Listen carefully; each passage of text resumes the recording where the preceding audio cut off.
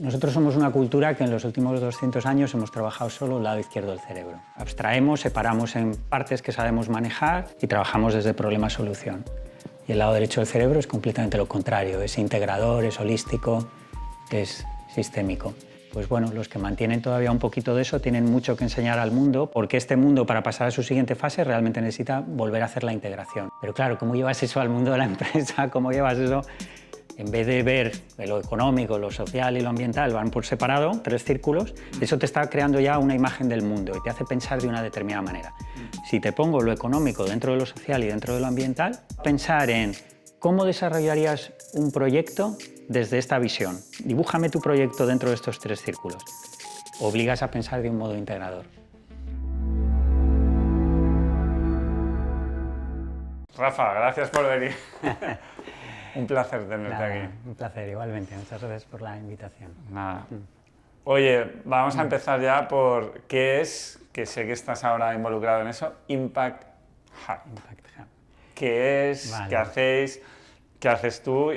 Pero explícamelo para que lo entienda yo, que no sé nada. Venga, pues empezamos con una historia, ¿no? ¿Cómo empieza?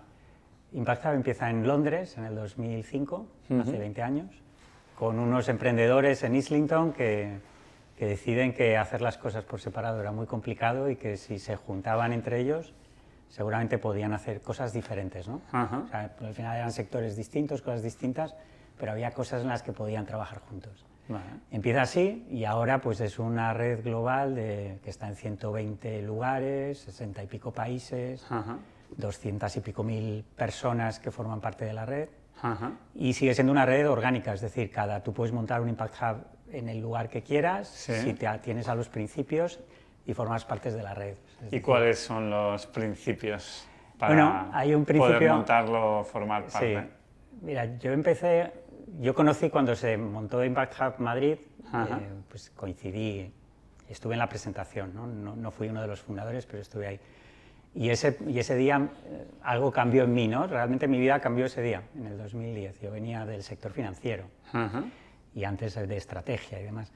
Pero ese día me encontré... ¿Consultor? Sí, bueno, no, era un ejecutivo, dirigía en Londres, hay un área de sector financiero que estuvo muy detrás de la crisis hipotecaria, así que no me sentía precisamente bien en ese momento, ¿no? Justo había pasado el 2008, ¿no? Sí. Vale. O sea, lo que es un grupo de personas que te crees muy buena persona y que sin darte cuenta estás creando resultados que nadie quiere, ¿no? Que son realmente malos. Sí. Y entonces llego ahí, me encuentro unos marcianos, unos tíos muy especiales que se reunían en círculo y que tenían algo que se llamaba el arte del liderazgo anfitrión, el Art of Hosting, que se basa en 4 principios de sistemas vivos, ¿no? Que es el host yourself, el cómo te autosientes, te dejas sentir en ti mismo, el host others, el cómo abres el espacio para crear conversaciones que importan, el create communities of practice, el cómo creas personas que quieren evolucionar juntas en el proceso de aprendizaje continuo. Y no me acuerdo del cuarto, pero sí. Ya te vendrá. Por ahí van. Buenas. Hacemos una mini pausa para agradecerte tu apoyo. Para nosotros es muy importante que si te gusta lo que hacemos te suscribas a nuestro canal de YouTube para que podamos seguir creando vídeos. Muchas gracias y seguimos con la entrevista. Y entonces, ¿estás en una charla de estas? Estoy en esa charla, yo que tenía claro que no quería volver a donde había salido y empiezo a conectarme con estos emprendedores, ¿no? Yo como venía de estrategia y tal, pues como que me recibían como muy bien, como diciendo, bueno, este tío que sabe de estas cosas que... A ver qué nos aporta. Sí, y bueno, y lo que fui haciendo fue desaprendiendo todo lo que yo sabía de esa estrategia que es muy de arriba abajo, que es muy el mundo como si fuera una máquina en el que parece que somos piezas de billar, ¿no? Que si tocas aquí sabes lo que va a suceder. Y empecé a entrar en otro terreno muy diferente, ¿no? Y ahí fundé una consultora que se llamaba NE Labs. El nombre de NE es bonito porque viene de Louis Ney. Louis Ney formó parte de la expedición Malaspina, era un botánico allá por el siglo 500 años o los que fueran. que su trabajo era traer semillas del nuevo mundo a Europa. Y esa idea de traer semillas de lo nuevo, pues era un poco lo que fundaba lo nuestro, ¿no? Que era qué metodologías estamos viendo, que están sucediendo por ahí fuera, que en esto que no dominamos aquí, que es el saber manejarnos colectivamente, pueden ser útiles, ¿no? Y lo colectivo podían ser emprendedores, podían ser empresas, podían ser comunidades. Y así empieza un poco este segundo periplo, ¿no? Vital. Empezaste a hacer consultoría a través Empecé a hacer consultoría en esa época, que era el 2010 o 2011, no había nadie que quisiera hacer consultoría, alguna ONG, porque nadie tenía dinero para nada. Pero bueno, fuimos tirando ahí un poco y luego ese camino me lleva también al desarrollo personal, porque uno de los principios básicos que estaba en esto también era el poder de una intervención. Al final estas consultorías colectivas se basa en la cualidad interior del que interviene. Es decir, la capacidad que tienes de crear el espacio para abrir y que sucedan cosas es clave. Y entonces de ahí pues entro en el mundo del mindfulness. Sí, eso te iba a preguntar, eso, ¿cómo entra el mundo empresarial en el yoga y el mindfulness o cómo te entra en tu caso, ¿no? ¿Qué te pasó? Que entiendo que es a través de esta primera charla con Impact Hub y cómo va evolucionando. Sí, va pasando ahí, ¿no? También por despiste, porque yo llego a Impact Hub ese día un poco por despiste. Estaba formándome entonces en sostenibilidad y una de las profesoras me dijo, pues mañana se inaugura esto, estaría bien que pasarais por ahí. Lo único, la clase que fui yo.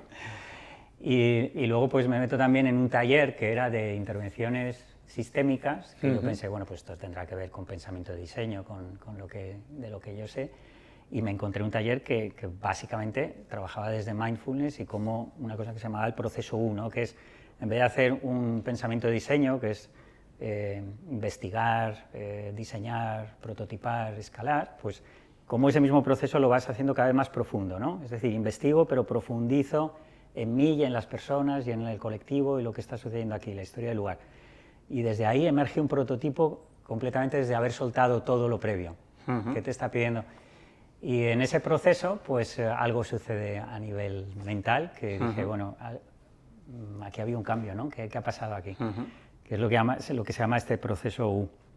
Y ahí empiezo con mindfulness, que además a nivel personal pues era algo importante, porque lo que me había pasado en mis últimos años de corporativo era estar completamente ya fuera del ser humano, ¿no?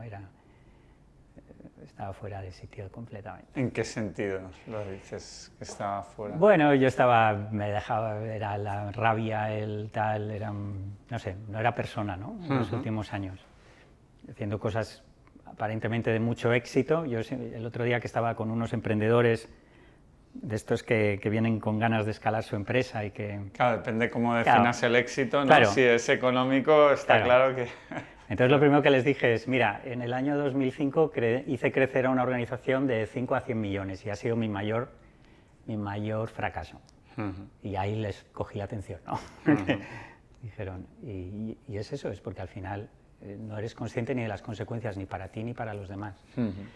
Así que bueno, ese fue un poco cómo entra ese proceso, ¿no? De ahí pues hay un momento que me voy pues, a hacer esa exploración realmente a fondo, me voy 4 meses a retiro de silencio en India, estoy luego otros 2 meses más elaborando contenidos también en este tipo de retiros y bueno, pues de ahí sale algo diferente, ¿no? O sea, ¿cómo te cambió entonces el mindfulness y el yoga, crees? Bueno, sobre todo lo que te hace salir de los pilotos automáticos, ¿no? Que es lo que, de los miedos, de esto no se puede hacer o esto... En los momentos en los que estamos ahora, que tenemos casi que reinventar la sociedad y el mundo que queremos, el poder estar en ese punto de presencia, de realmente qué te está pidiendo este lugar o esta organización o qué me está pidiendo este momento a mí hacer, pues yo creo que es fundamental. El tener esa valentía de saber qué es lo que hace falta ahora, ¿no? Y que te vienen pidiendo algo, pero realmente lo que necesitan es más profundo y cómo les acompañas en ese proceso. Eso es... O sea, es un viaje más terapéutico o emocional de la persona más allá del empresario, ¿no? O sea, entiendo que viene gente igual del mundo empresarial, pero que la propuesta es como... Bueno, pero mira... hacer un reset intentando aplicar más autoconocimiento o... Claro, hay una primera parte que tiene que ver con el autoconocimiento, ¿no? O sea, primero tienes que irte quitando todo eso, todos esos trastos que llevabas en la mochila. Pero luego hay un momento en el que te das cuenta que no es estar en la Torre de Marfil, ¿no? No es el, uy, no me saques aquí de mi quietud, que esto me molesta, tal. Y ahí empiezas a entrar con lo que se llama el the work, ¿no? El trabajo. El trabajo es como en la vida real, es donde realmente tienen que suceder la presencia y el trabajo. Y a nivel individual y a nivel colectivo.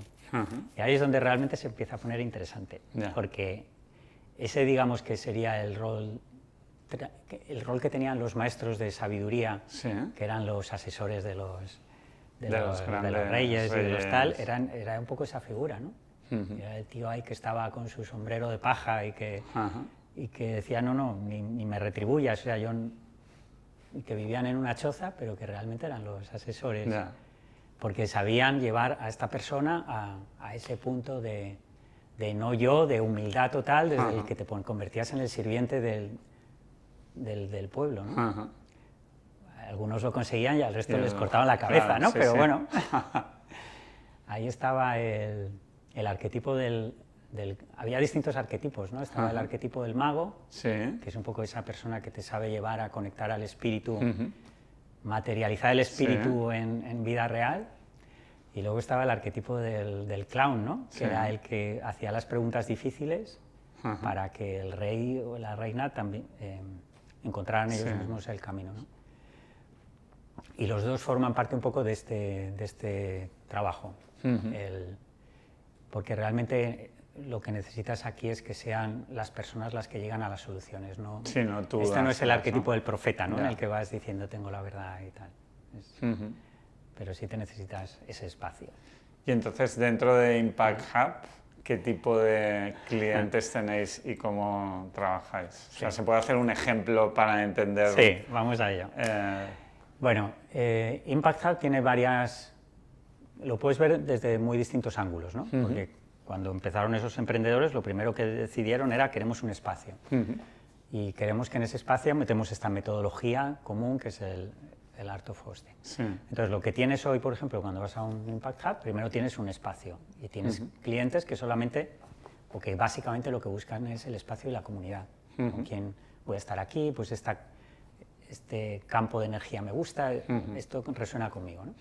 Y eso, pues tenemos un equipo que es básicamente el que trabaja eso. Y luego tenemos un equipo que trabajamos consultoría, y consultoría entendiendo precisamente esto que hemos visto que era tan bueno para los emprendedores, es bueno para todos, es bueno para empresas, es bueno para territorios, que es sobre todo en lo que estamos ahora centrados, o estoy yo más centrado, y esa sería un poco la parte en la que trabajamos. Entonces, nos llega, por ejemplo, un cliente... ¿Qué tipo de cliente? O sea... Y nos llega a mí, a ver, esencialmente estamos hablando de innovación. Por ver un poco los recorridos que ha tenido la innovación. La primera innovación es la innovación de los campos tecnológicos, las universidades, gente que convierte conocimiento en cosas útiles. Luego tenemos el segundo nivel de innovación, que es el que más se conoce ahora mismo, el más en boga, que son la innovación abierta, ¿no? Es decir, yo tengo un reto y ¿quién me puede ayudar a resolver este reto? Y junto startups, emprendedores, y entre ellos elaboramos soluciones. Son sobre todo innovación basada en la oferta. Como empresa me ayuda, o como institución me ayuda a crecer como institución en resolver retos. Y estamos entrando ahora, cada vez en más y más complejidad, ¿no? La interconexión está haciendo que el mundo sea cada vez más complejo. Ya el mundo es por sí complejo, porque la naturaleza es compleja, pero los humanos en los últimos 200 años lo habíamos hecho bastante plano, lo habíamos convertido como en una máquina casi funcionando como resortes, pero ahora está volviendo a complejidad. Y en complejidad empiezan a emerger los grandes retos que la máquina no sabe resolver. O sea, todos los retos que tenemos ahora de cambio climático, de todas las grandes crisis, son retos de complejidad. Entonces, A mí los retos que me llegan son esos, son los de complejidad. Ajá. Y ahí es desde donde trabajamos, desde estas metodologías de... ¿Y te llega un cliente o una empresa concreta que quiere trabajar sobre eso? Me llega todo tipo. O sea, por un lado estamos trabajando con empresas que, pues, retos complejos. Pues, a ver, cómo... el reto, por ejemplo, mira, las comunidades energéticas podría ser un ejemplo muy claro. Estamos pasando de... Antes la electricidad nos venía por un cable de una gran central, pero realmente no tiene sentido en un país como España que tienes la energía encima tuyo. ¿Por qué no creas comunidades energéticas, ¿no? Entonces, pues un posible reto es cómo pongo de acuerdo a 300.000 señores y señoras en una ciudad para ser dueños de su propio futuro y de su propia energía. ¿Cómo hago eso? Porque no sé manejar esa complejidad de personas, de asociaciones, de cosas, ¿no? Y entonces la consultoría vuestra sería como, que entiendo, estuve en una entrevista con Eva Saldaña, no sé si era de Greenpeace, que me dijo que lo estaban intentando aplicar esto pues en determinadas zonas de Galicia y tal.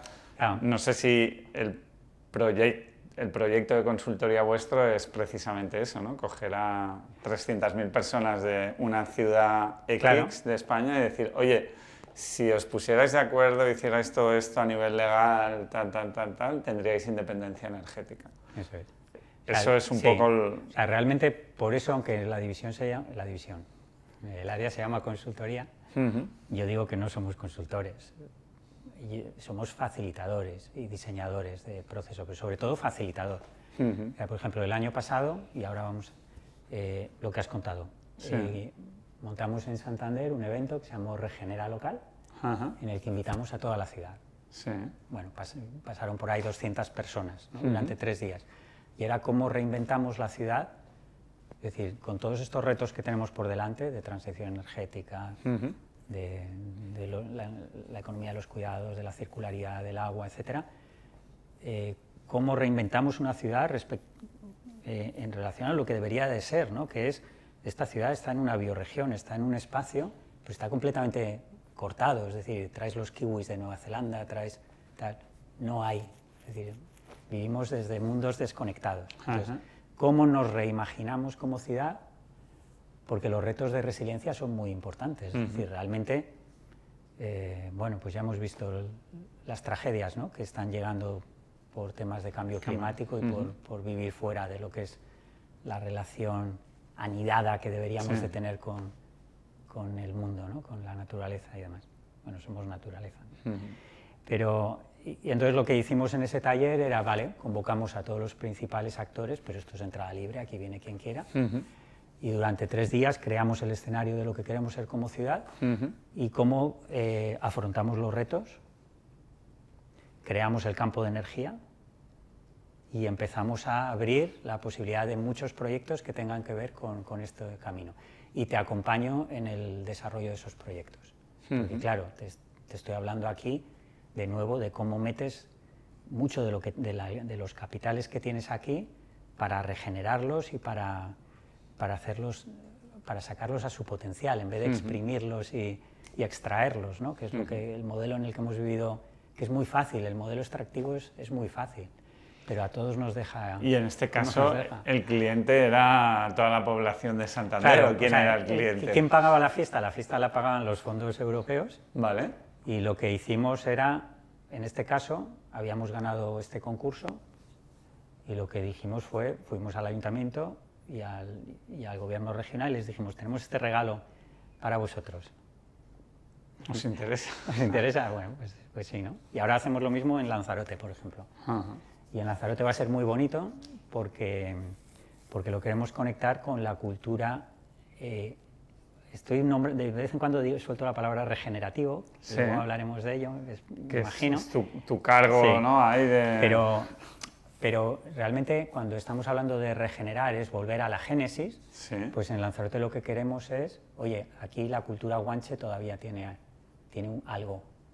Y Lanzarote es una isla especial en las Canarias, ¿no? Ha sabido preservar cosas. Entonces, aquí yo no vengo a enseñarte nada, simplemente vengo a facilitar un proceso por el que tú enseñas al mundo.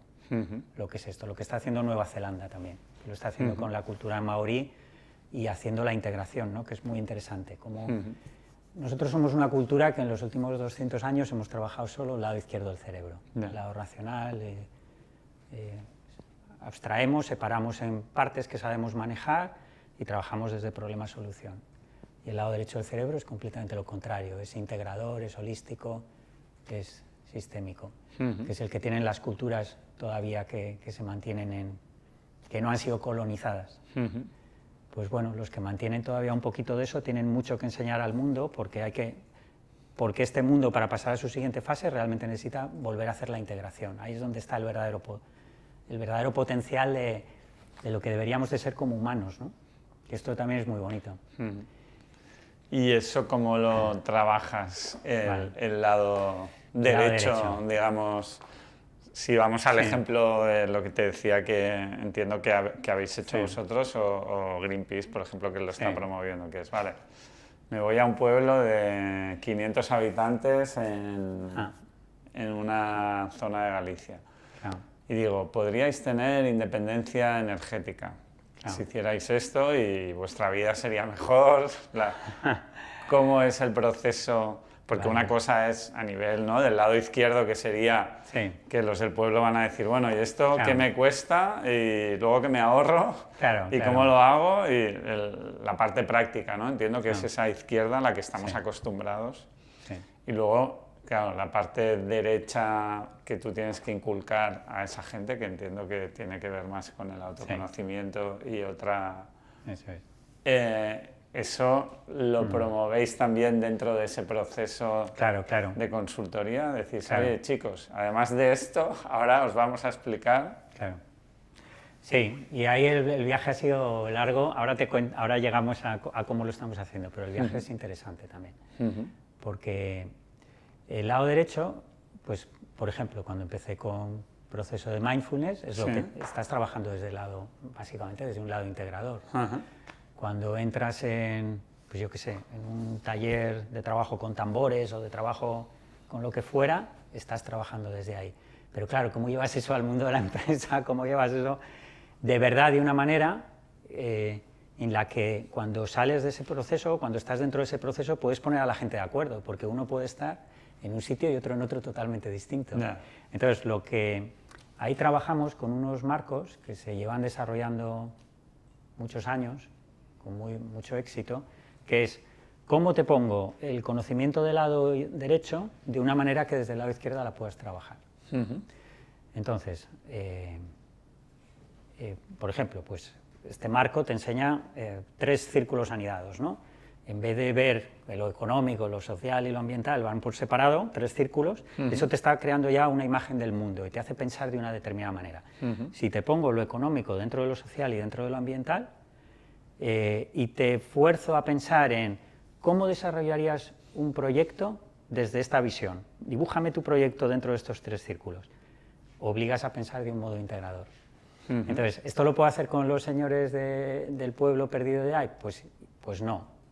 Pero sí les puedo poner a construir su historia del lugar, por ejemplo, que es una cosa que hacemos. A ver, vamos a recorrer la historia del lugar. ¿Cuál es la esencia de cómo se hacen las cosas aquí, cuando se hacen bien?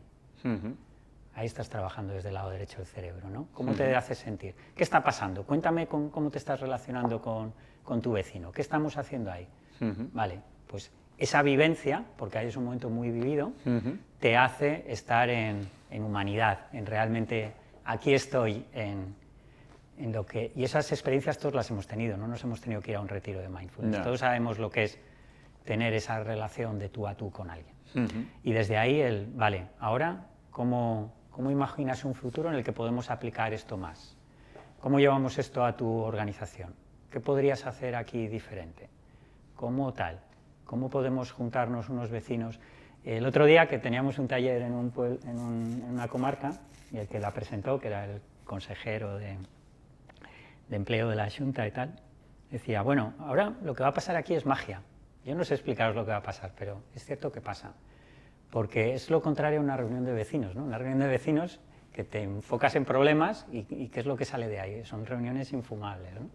Y aquí lo que sucede es lo contrario. De repente nos empezamos a enfocar en potencialidad de qué es lo que queremos ser, de cómo nos empezamos a conectar de otra manera. vamos poniendo esos marcos de una manera muy sencilla para que sucedan cosas y suceden. Y suceden. Y luego creas unas estructuras que permitan acompañar eso. Nosotros hablamos de que todo en la realidad es una conjunción de... Vivimos en una sociedad que es hacer, pero tú podrías hablar de que el ser, el hacer y la intención son una unidad. Si en este momento estamos dialogando, pero a la vez somos conscientes de que estamos generando algo, una conversación, estamos poniendo ser y hacer con una intención, ¿no? Las tres están juntas y ese momento ya tiene otra calidad, otra cualidad. Esto, pues bueno, es cómo vas metiendo esto, ¿no? ¿Y el design thinking? ¿Qué es el design thinking? Pues el design thinking es lo que nosotros seguimos haciendo design thinking. Sí. De hecho, hay un área personas que trabajan mucho en dentro esto. de Impact. Sí. Y que es el pensamiento de diseño. El pensamiento de diseño para mí es mucho de lo que hemos vivido, forma parte para mí mucho del pensamiento todavía mecánico, porque realmente es un problema-solución. Vale. Pero hay gente que necesita un design thinking, porque dice, oye, quiero hacer una cafetera con estas cualidades y tal y cual, pues necesito pensamiento de diseño. Y pongo a la persona en el centro y digo, bueno, pues vamos a ver cómo se comporta la persona en su contexto y diseño de acuerdo a esto. Pero eso no es complejidad. Ya. Entonces, el pensamiento de diseño te lleva hasta determinado sitio, pero no te lleva al siguiente nivel. Ni el pensamiento de diseño centrado en personas. De lo que estamos hablando aquí ahora sería de diseño regenerativo. O sea, el pensamiento de diseño de cafetería es el lado izquierdo, ¿no? Sí, de hacer una cafetera. El regenerativo es utilizar el derecho. Es utilizar el derecho desde marcos que te puedas apoyar en el izquierdo. Sí. O sea, realmente lo que define un proyecto regenerativo sería, no trabajo desde el problema, trabajo desde la potencialidad del sistema que está ahí. Es decir, tu cuerpo, la salud que tenemos hoy es una salud muy de problemas, pero todos sabemos que la salud ideal sería la salud holística, ¿no? En la que lo que quiero de verdad es un cuerpo sano, no quitarme un problema y luego otro problema, porque ese cuerpo sigue sin estar sano y simplemente van saliendo distintos síntomas. Entonces, regenerar es volver a la potencialidad del sistema que está ahí. Entonces, cuando me llega alguien, le digo, olvídate del proyecto que traes, vamos a explorar juntos qué sistema está aquí, qué sistema social, ¿no? Es decir, cuál es la comunidad que está aquí o con qué sistema natural quieres trabajar. Porque lo que no vamos a hacer es hacer un Frankenstein, no vamos a juntar piezas, que es el mundo de la máquina. Lo que vamos a hacer es revitalizar algo que ya existe, porque si no existe no lo podemos revitalizar. Estaremos de nuevo construyendo algo. Te conviertes de nuevo en el paradigma del héroe que quiere salvar el mundo, pero el mundo no quiere ser salvado, el mundo lo que quiere es ser su potencial. Permítele ser. En el caso de la revitalización del cuerpo que estás hablando, personalmente, ¿has cambiado a nivel alimenticio o de trato al cuerpo del 2010 ahora? Claro. O sea, yo estoy ya deteriorado, porque ya tengo 50 y pico años y no tengo mucha solución, ¿no? Pero, o sea, tengo muchos sistemas que entraron en colapso antes del 2010 y eso no se recupera. Pero es cierto... ¿Y has cambiado tu alimentación, etcétera? Claro, sí. Y mira, la regeneración... O sea, cuando tú entras en presencia de, por ejemplo, dejarte sentir en el cuerpo, esto es lo más intuitivo de lo que es realmente diseño regenerativo. Cuando yo simplemente, si llevas presencia a tu cara, a los hombros, lo que fuera, en el momento que llevas presencia, esa parte del cuerpo se relaja. Es decir, deja soltar la carga que llevaba y vuelve a su estado natural hasta donde es posible, después de 50 años, los que sean, pero vuelve a su estado natural. Si le dices, oye, relájate, esto no se relaja, por mucho plan que tengas. Simplemente llevando presencia, déjate sentir la sensación del aire sobre tu hombro. Cuando ya tu presencia está aquí, el hombro deja salir su tensión. O cuando atiendes una emoción, o cuando atiendes un pensamiento, el pensamiento deja de dar vueltas y se va. Pues ese estado natural de ser, al final, ¿por qué solo el cuerpo? ¿Por qué no una organización? ¿Por qué no una comunidad? ¿Por qué no a todos los niveles? Entonces es respetar lo que hay y hacerle verse. Hacerle verse a nivel colectivo es más complicado, pero es crear las metodologías para que un sistema se vea y sepa trabajarse. Y ver más en la oportunidad o en lo positivo que en lo negativo, ¿no? Claro, porque realmente, ¿qué estoy haciendo yo aquí para quitar la tensión? Cuanto más piense en la tensión, peor, porque estoy estresando de nuevo más el sistema, ¿no? Y además me centro en la tensión, realmente es como el cuerpo vuelve a emerger. Hay una cosa, incluso con los pensamientos, un pensamiento tan pronto se ha creado, empieza a degenerar. El mundo material entra en la ley de la entropía, ¿no? En la ley de que las cosas se van perdiendo energía, van perdiendo cualidad. Sin embargo, los seres humanos rompemos la ley de la entropía desde la ley de la evolución y desde la evolución. Y esa misma cualidad la podemos aplicar a cualquier sistema vivo. Pon un ejemplo, ¿en qué sentido lo dices? Claro, o sea, realmente tú puedes poner a un colectivo de personas o a una organización en eso, ¿qué quiero ser? Ahí estoy creando una energía que revitaliza todo ese sistema. Si estoy mirando al pasado, sigo en esa ley y en esos pilotos automáticos que lo hacen seguir degenerando. Mira, hay un ejemplo que utilizo mucho, que es el de que es cómo rompemos, vivimos en un mundo de dualidades, ¿no? De yo quiero conseguir algo, es decir, ¿en qué nos queremos convertir? Y de nuevo te metes en una tensión, porque en eso que te quieres convertir se encuentra con las leyes de la dualidad, ¿no? Que es, entonces rompe esa dualidad, crea ese espacio mayor de compra. Por ejemplo, yo me quiero ir a la playa, mi pareja se quiere ir a la montaña, ¿no? Pues dualidad. Pero hay un tercer espacio que rompe eso, que es darnos cuenta que aparte de ser yo y mi pareja, somos una pareja. Y entonces la pregunta es, ¿qué quiero ser como pareja? Ser, lo que hablábamos antes. No qué quiero hacer, sino ser, hacer, intención, porque ahí sí que tengo que meter también a hacer, ¿no? Entonces, esa pregunta rompe el conflicto. Pues queremos pasárnoslo pipa. Pues esto aplícalo a cualquier nivel. ¿Qué quiero ser como organización? ¿Qué quiero ser como comunidad? Y rompes eso, ¿qué quiero hacer? ¿Qué tengo que hacer en los próximos 2 años para crear empleo? No, ¿qué quiero ser? Y desde ahí va a emerger el hacer. Y desde ahí...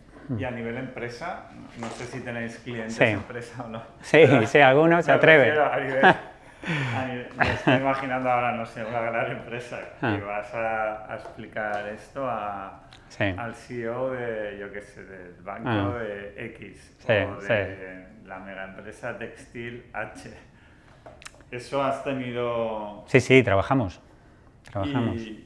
Y el recibimiento, digamos, que tienes es variado, o sea, has tenido gente que dice, no, que yo estoy en mi lado izquierdo, no me mareo. Ahí es muy interesante, porque entiendo que habrá gente, ¿no? Como, bueno, en psicología o en terapias o en hacer mindfulness o no hacer mindfulness, hay gente que entra a eso, ¿no? Y hay gente que igual lo prueba y es como, no, yo esto no quiero saber nada.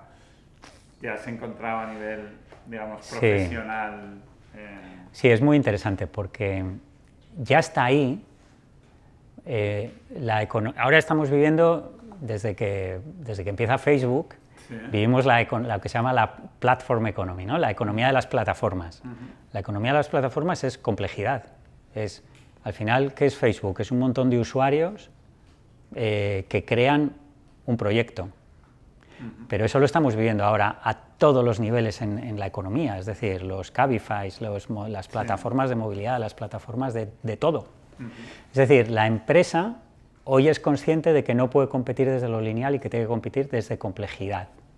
Entonces, te llaman porque dicen, oye, que no puedo competir, es que todos los negocios están siendo disrumpidos desde las plataformas. Ya los modelos lineales ya no se venden productos y servicios, se compite en plataformas. Entonces, hasta ahí todo muy bien. Entonces, lo siguiente es tener la valentía de empezar a disrumpir. Porque claro, el que tiene un gran negocio montado en lineal no lo tiene tan fácil, años, ¿no? Porque sabe, pero esto se vive en el mundo de la estrategia desde hace muchos años y los CEOs lo saben, ¿no? Al final no puedes cambiar tu modelo y tu modelo acaba hundiéndose. porque las estructuras no te lo permiten, pero sí hay maneras, porque lo que tienes que hacer es crear el lab, crear la célula, vas creando el nuevo modelo mientras el antiguo tiene que seguir y vas creando eso. Entonces sí que nos hemos encontrado organizaciones muy tradicionales que me dicen, oye, mira, mi nivel 1 no lo puedo cambiar, pero a mi nivel de los nuevos managers, la gente de 30 años, capacítamelos en trabajar desde estas mentalidades más sistémicas. Porque, por ejemplo, por poner un ejemplo, cuando hoy una gran empresa de utility, o sea, por ejemplo, una empresa de electricidad que tenga que desmantelar, por ejemplo, como ha sucedido, las empresas de carbón, las fábricas de las térmicas, tiene que crear un plan socioeconómico de la zona. Y ya vale tanto el nuevo modelo técnico que vayas a crear ahí como el plan socioeconómico de la zona. ¿Y qué es ese modelo socioeconómico? Es un modelo complejo.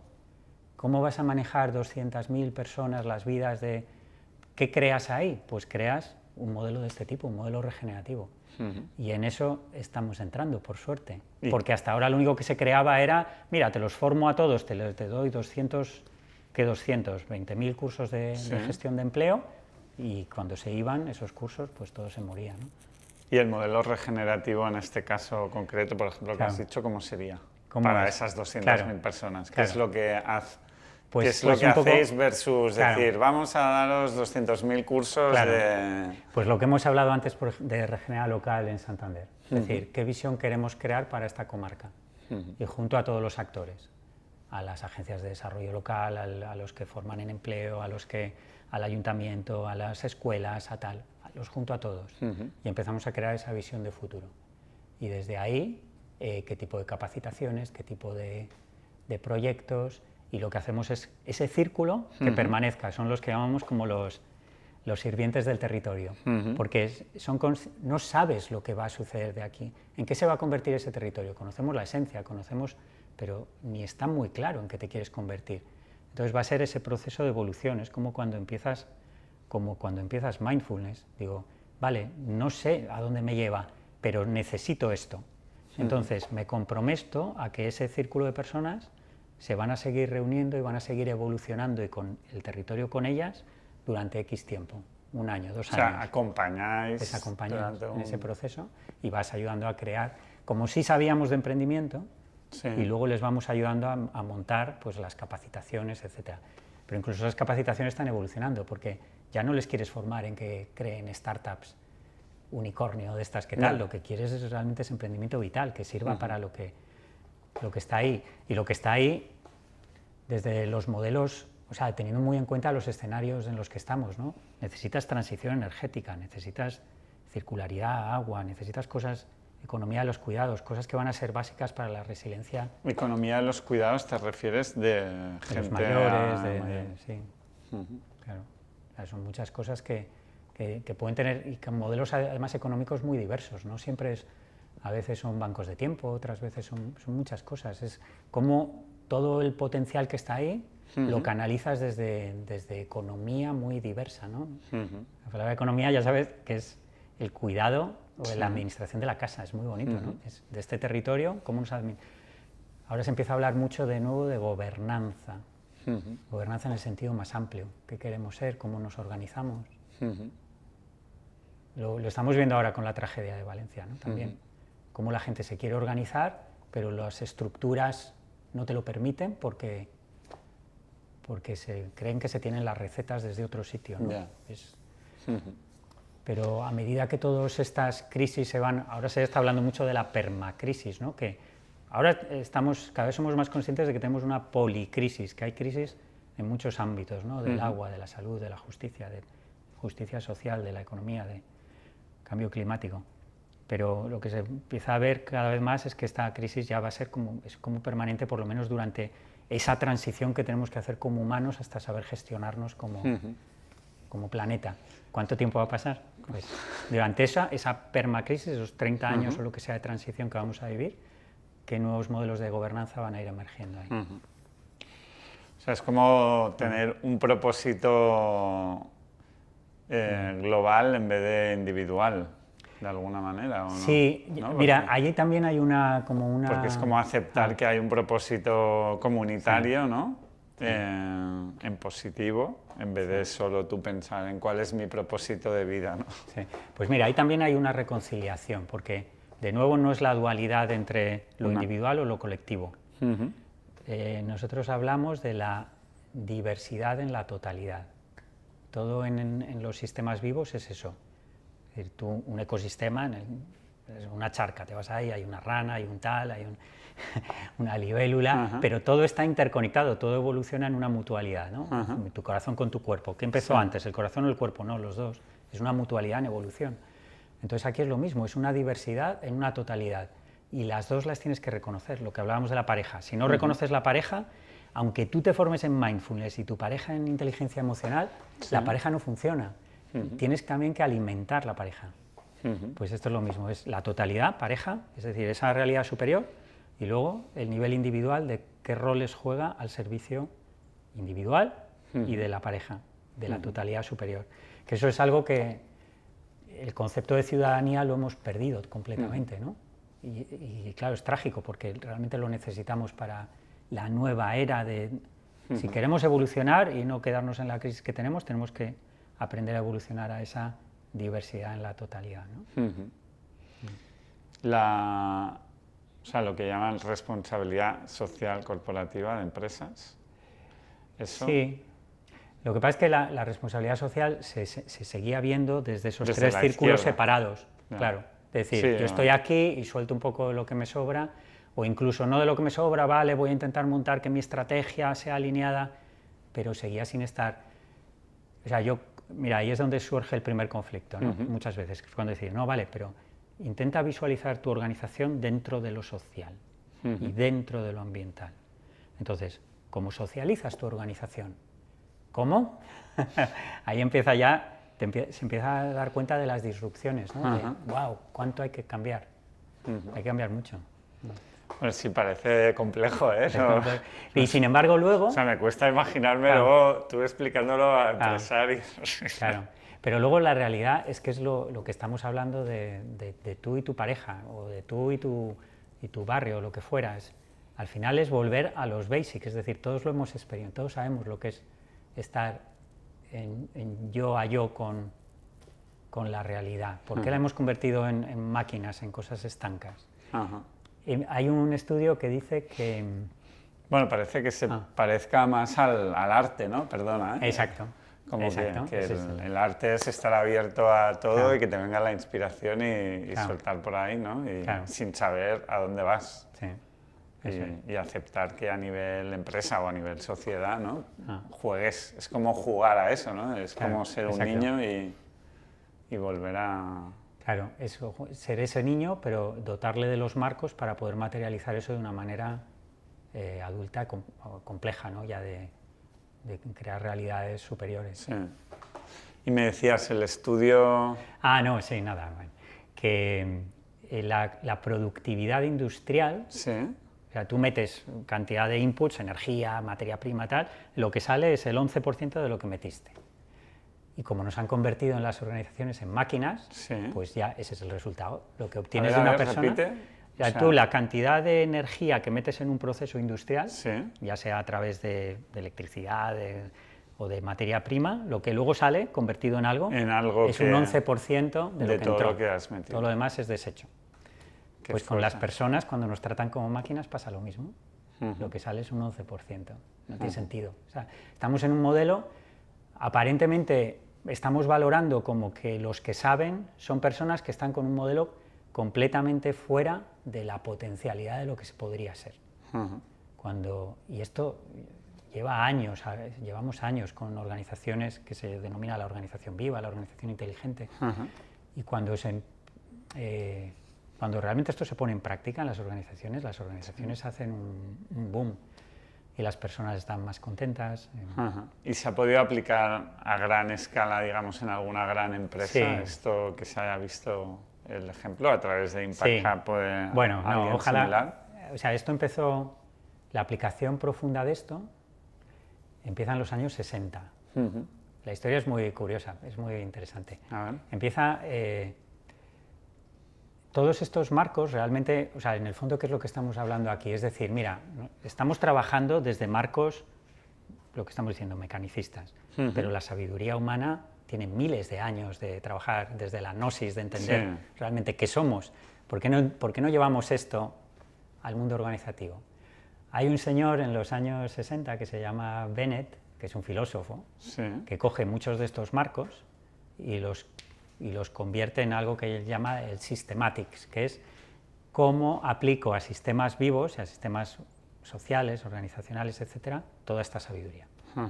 Y hay un señor que se forma, él monta una escuela en Londres a la que iban ahí desde los Rolling Stones, iba todo el mundo, fue un tema muy fashion, pero también pasó por ahí gente del mundo de la empresa, claro, y uno era un señor que mandaba bastante en Procter, la empresa de los dentríficos y de los tal, y era gerente de una planta que de repente se convierte en los años 60 y 70 en una referencia. Él está en el Hall of Fame de los grandes managers americanos. De repente desaparece los accidentes laborales, la productividad se sube por el 60%, y lo que empieza a crear son equipos de alto rendimiento basados en principios de sistemas vivos. Y el enfoque sistémico, por ejemplo, antes de eso, un dentista era un señor que sacaba muelas. Después de eso, es el dentista que conocemos hoy, un señor que educa en salud dental, en que los coles saben lo que es porque empezaron a entender los enfoques de todo un sistema y aplicar eso de un modo comercial. Pues eso mismo, es decir, lo aplicaron a nivel de equipos, a nivel de mercados, a nivel de estrategia. Y eso fue a las escuelas de negocios y se ha enseñado en los másters y tal, pero enseguida, cada vez más, se cuadriculó. Y hoy cuando ves el modelo de lo que fue Procter, te lo cuentan de otra manera.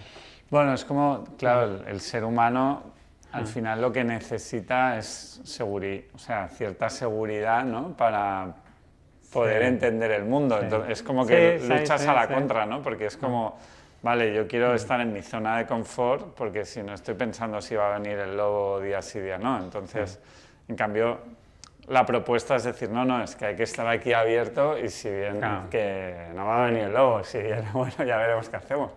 Pero como que no puedes, para no cuadricularte, tienes que evitar estar en tu zona de confort, o al menos estoy entendiendo eso, ¿no? Claro, y ahí cerramos el círculo, que es un poco, mi viaje personal al menos fue, de repente ahí es cuando me doy cuenta de que cierro el círculo, porque de repente vuelvo al inicio, digo, ahí va. Claro, ahora entiendo por qué necesito el mindfulness, porque para entrar en estos procesos tengo que ser capaz de dominar el salir de mi zona de confort, porque si no es imposible, el miedo y la necesidad de certidumbres te paran. Claro. Y ahí, que es claro, o sea, al final la propuesta vuestra, ¿no? Es como decirle a la gente, no, es que tienes que dejar de hacer lo que te ha funcionado siempre, aunque te haya funcionado siempre, porque no es la manera. Entonces, claro, la otra persona tiene que estar como dispuesta a irse como al vacío sin saber a dónde va y confiar que está yendo a un buen sitio o que le va a pasar algo que le va a cambiar de alguna manera más radical. Eso es.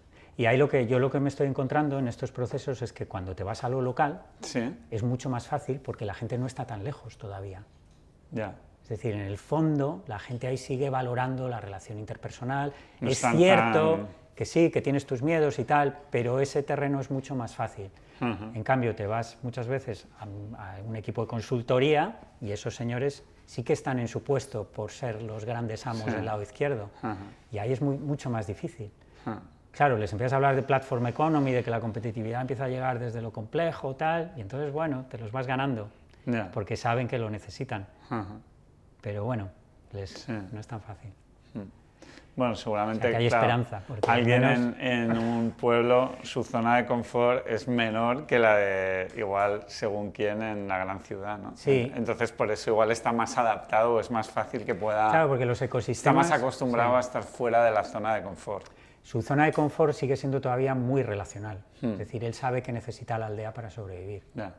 Eso sigue existiendo, aunque también hay lo otro, o sea, cada vez ha perdido más, pero sigue existiendo, ¿no? Entonces, bueno. ¿Alguna cosa que no te haya preguntado que creas que es importante explicar? Hemos hecho un buen recorrido. Ninguna Te pregunto unas yo para conocerte un poco mejor, que hago las mismas siempre, como o hacía, no sé si ya lo hace, el de la Resistencia, que hacía preguntas en un programa siempre dos. ¿Qué quieres ser de mayor? Que en tu caso debe ser un viaje. Bueno, pues sí, yo me defino un poco como ese disruptor, pero que luego o sea, por un lado me gusta romper el esquema, pero luego te pongo la tirita, ¿no? y te acompaño, ¿no? Y eso es lo que quiero seguir haciendo, ¿no? Me gustaría hacer eso, me gustaría llevarlo desde una vida más tranquila, ¿sí? Pero también reconozco que eso forma parte de mi propio trabajo, ¿no? Es decir, cómo meto esa presencia en esa velocidad que ahora mismo este trabajo requiere, porque esto es tan necesario que ahora mismo es abrumador la cantidad de necesidad que hay de estar en mil frentes con esto, ¿no? Es muy... Pero tienes que estar bien por dentro para poder trabajar bien, ¿no? O sea, que es el auto... Exacto. ¿Y qué es para ti ser feliz? Pues esa también es buena, ¿eh?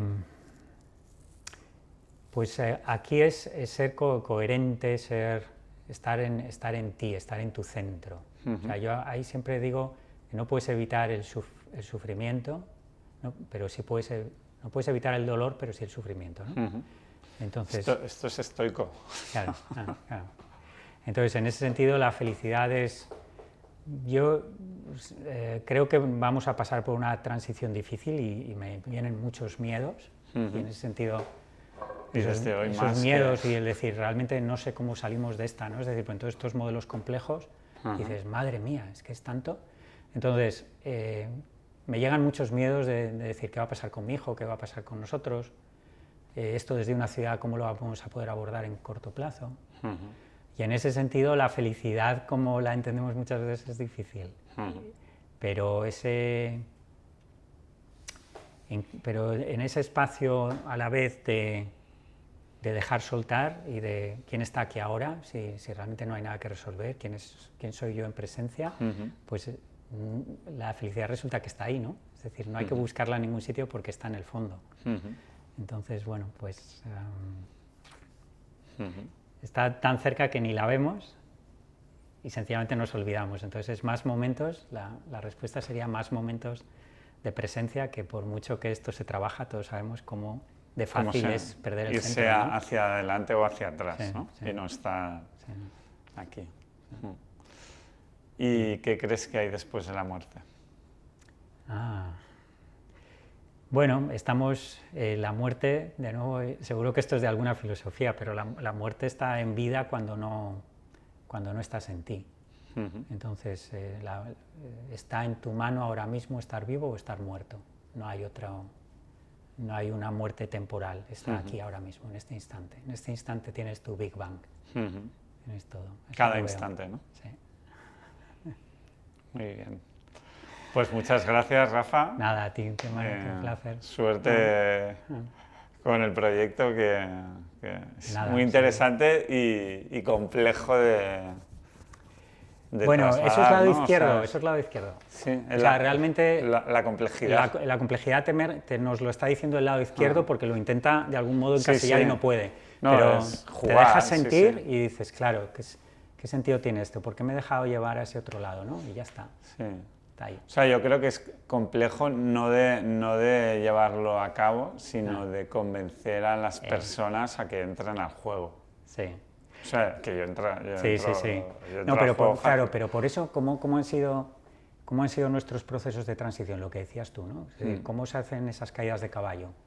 Precisamente desde las transiciones. Entonces, ¿qué nos está trayendo el mundo? Nos está trayendo esa gran transición, ¿no? Y dices, vale, esta transición es la que va a hacer que esto emerja.